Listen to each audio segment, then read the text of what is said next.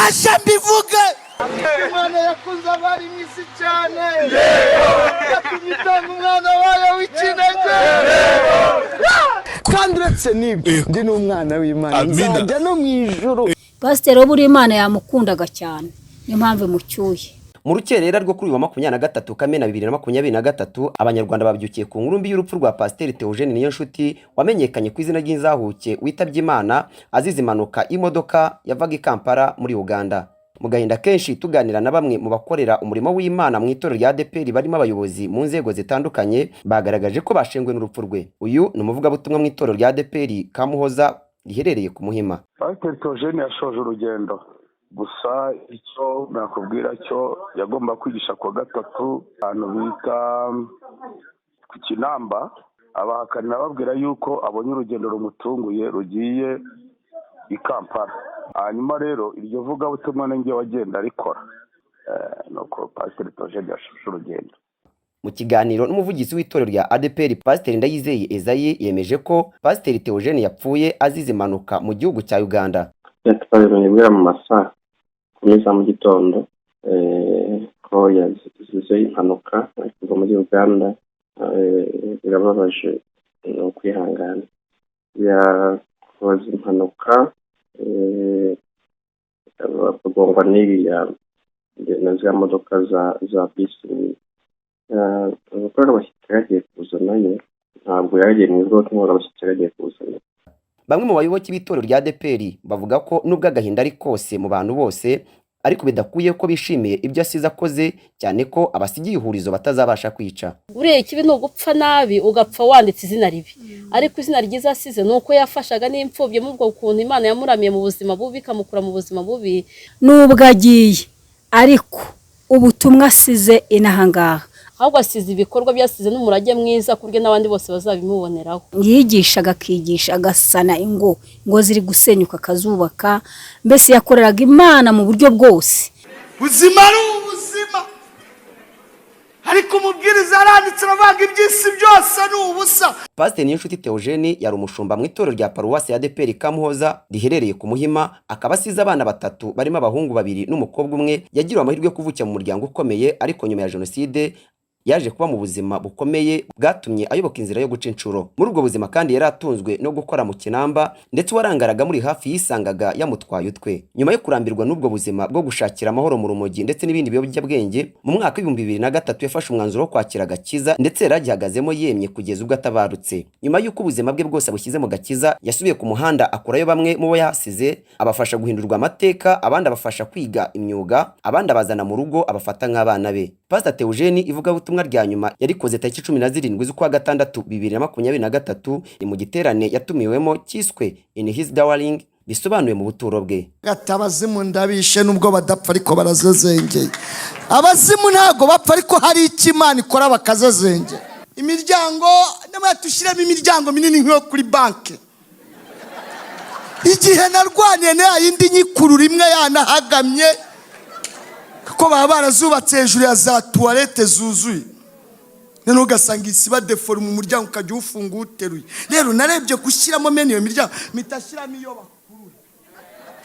Alani Nkotanyi Gashiramanga, i Kigali. Yakoze imirimo myiza, akorera itorero neza, agirira neza abantu, abwiriza abantu gukora imirimo myiza, gufasha imfubyi, gufasha abana bo mu muhanda.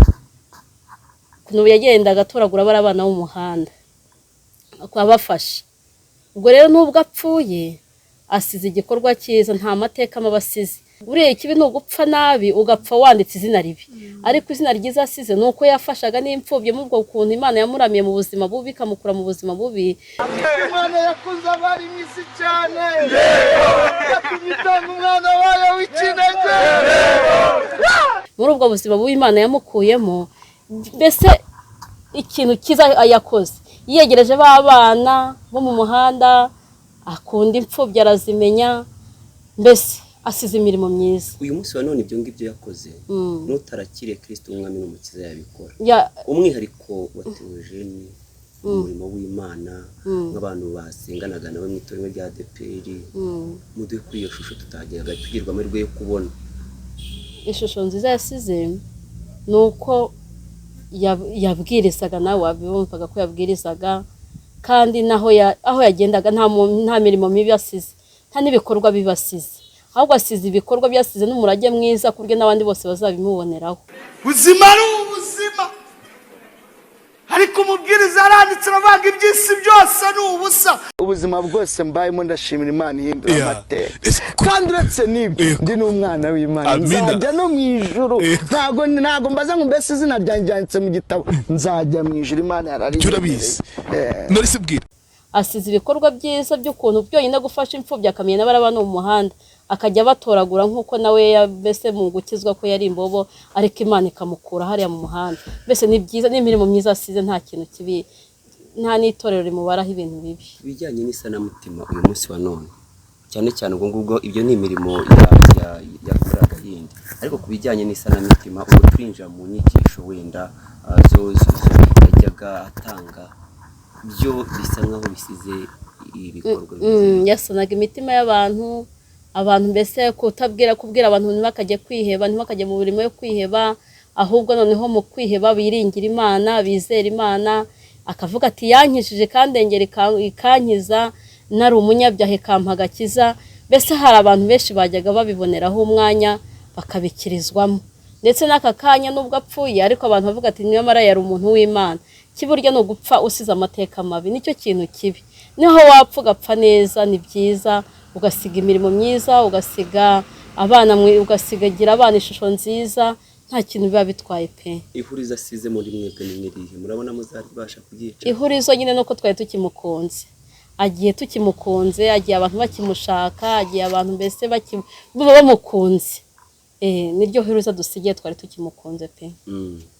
Reka rero muri rusange twihanganisha abantu bose, reka abantu bihangane bakomere.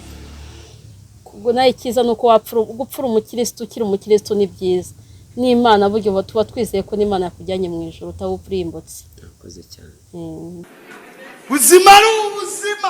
Mu mateka makeya waba waramumenyeho, ushobora kuba twebwe cyangwa se n'abandi barabikurikiranye mu buhamya, ariko ukaba waragiye amahirwe kumwumva amaso ku yandi abyivugira, yari umuntu yari umuntu ukijwe, ari umuntu w'Imana ukijwe, avugaga ubutumwa bwiza rwose, peri pasiteri wemewe, yakoraga Imana. Ndumva yayoboraga hariya Kimisagara, niho yakoraga Imana, ariko n'ahandi hose ku maradiyo yavugaga ubutumwa, kubaka ingo akazubaka izasenyutse. Mbese yari afite ivugabutumwa ryiza cyane, yari afite intego nziza. Nubwo agiye, ariko ubutumwa asize inahangaha azakomeza akorera Imana, azakomeza akorera Imana nubwo apfuye, ariko ivugabutumwa rye rirasigaye. Ubundi azakorera, ubundi ivugabutumwa rizakomeza ryamamare ko yakoreraga Imana cyane cyane cyane. Ubu yari afite abantu mu rugo iwe benshi b'abasore bari mu rugo iwe yareraga, yakuye mu muhanda, yareraga yujuje mu rugo rwe, abakoreraho umugisha, akorera Imana muri ubwo buryo. Aho watangiriye yumvikane yuko mu muryango nyarwanda bashakanye hari icyo yabafashaga rwose pe. Yigishaga, akigisha, agasana ingo ziri gusenyuka akazubaka. Mbese yakoreraga Imana mu buryo bwose, kandi yitangaga rwose. Yari umukozi w'Imana, yitangaga mu buryo bwose. Mu gihe gito yari amaze wenda yinjiye mu ivugabutumwa, Imana imukuye mu buzima bubi bwa mayibobo.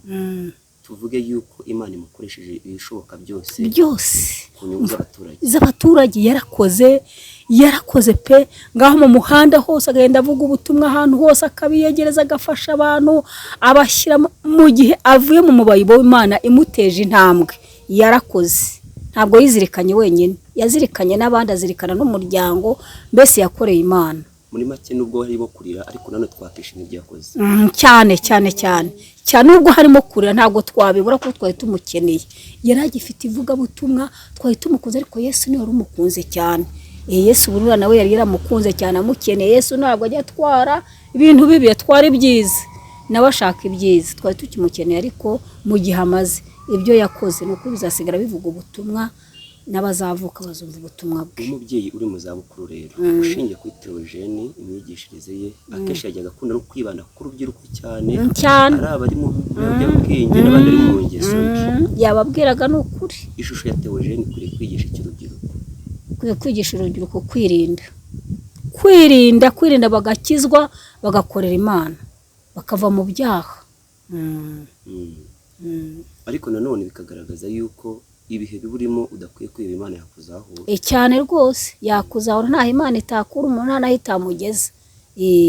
harimo ubona nimbajije ni umunsi wa none hari ibyo yakoze ariko nimba itarakozwe kandi babona ngo buryo abantu bavuga ngo hari byinshi Imana yakwiye kumukoresha ariko ibyo byakorwa n'abasigaye rero abato n'abakuru nabo bagomba icyitegerezo murimo kumubonaho mwabasha gutera intambwe muke kugira ngo munibura mubashe kugerageza. Abakiri bato bagerageza natwe kandi twagerageza natwe twagerageza rwose tugakorera Imana kuko ari igihe kandi n'igihe cyo kwezwa ni igihe cyo kwitunganya. Iki gihe tugezemo ni igihe cyo kwezwa ni igihe cyo kureka ibyaha. Muri make umuntu wese akareka ibyaha agakurikira Imana ye. Hari abo twaganiye baratubwira ngo Imana irakoze imucyuye ngo turimo turinjira mu bibi ngagira amahirwe ko yiteye hakiri kare ibintu bitari byiyongera. Imana iramukunda Imana niyo ireba niyo itureberera kamenye imbere yacu hazaza twe ntabwo tuba tuhazi tuzi iminsi tumaze ariyo tushigaje ntabwo tuyizi. Pasiteri buri Imana yamukundaga cyane niyo mpamvu mucyuye je kuruhuka.